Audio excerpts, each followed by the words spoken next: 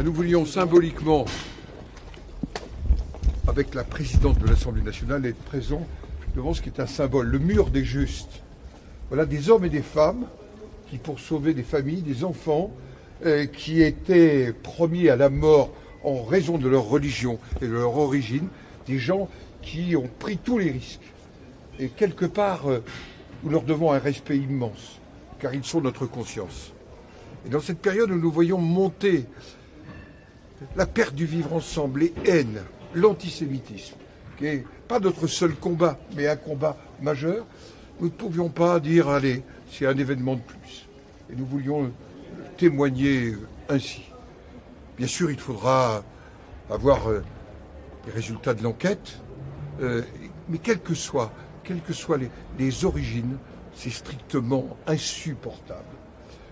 Au sens profond du mot, c'est le sens de notre présence, de notre combat sans cesse pour la République. Et la République, elle n'admet jamais qu'on puisse appeler à la haine de l'autre. Évidemment, vous savez qu'avec le président du Sénat, nous partageons ce combat depuis cette marche pour la République et contre l'antisémitisme que nous avions réalisé en novembre 2023 entre nos deux assemblées, ce qui était un acte extrêmement symbolique et puissant.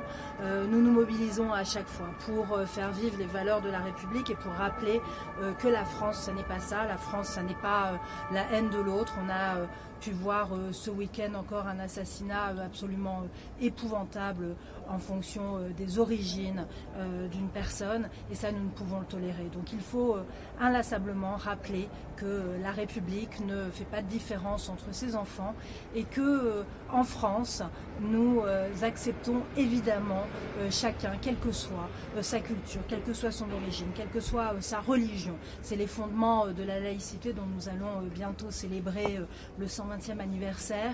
Mais au-delà de ça, il est important de rappeler à chacun qu'il est chez lui dans cette République et qu'il sait qu'il est protégé par évidemment les autorités, protégé par les institutions que nous représentons, le président du Sénat et moi-même, et que nous ne laisserons jamais rien passer. Et que, effectivement, quels que soient les auteurs de ces actes-là, et l'enquête est actuellement en cours, ça n'amoindrit pas la gravité de la profanation qui a eu lieu sur ce mur.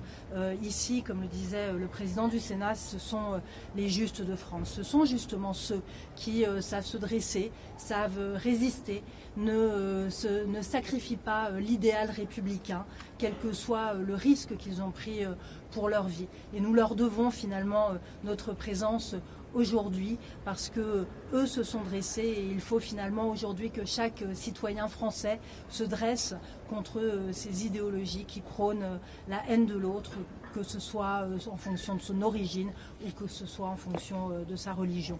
Donc il était important de montrer cette solidarité et de montrer aussi que toujours les deux chambres, le Sénat et l'Assemblée nationale, sont unis pour ce faire, parce que la République et ses valeurs sont évidemment au-dessus de tout, et nous l'avons évidemment en partage avec le président du Sénat, et nous savons que nous l'avons en partage avec tous nos compatriotes.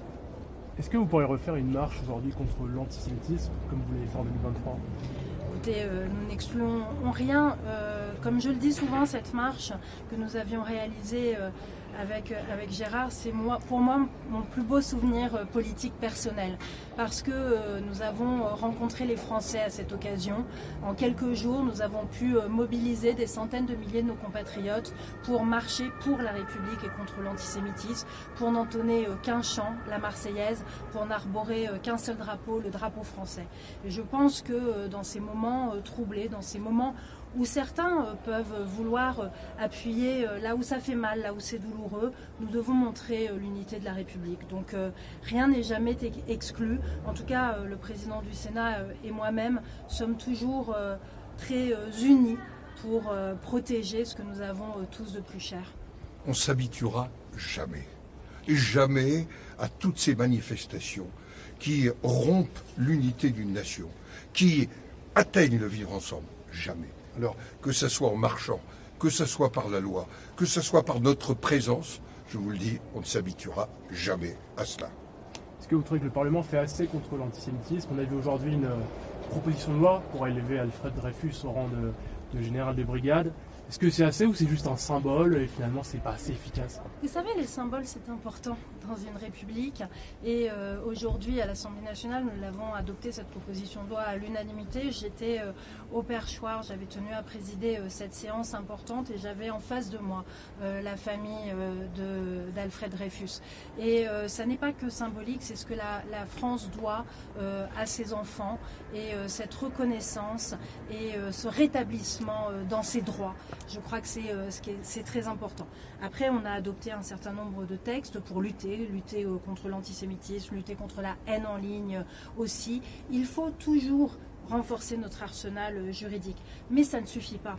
C'est un préalable, c'est important, mais ça ne suffit pas.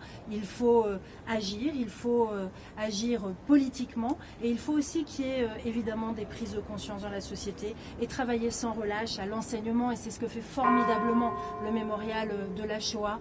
Il faut enseigner à nos enfants, à nos petits-enfants, ce qu'a été la Shoah, ce qu'est la France tout simplement, et à nouveau, nous allons célébrer les 120 ans de la loi si importante sur la laïcité. C'est notre bien le plus précieux et donc il faut cette année-là, aujourd'hui, apprendre à nos enfants ce qu'est la laïcité.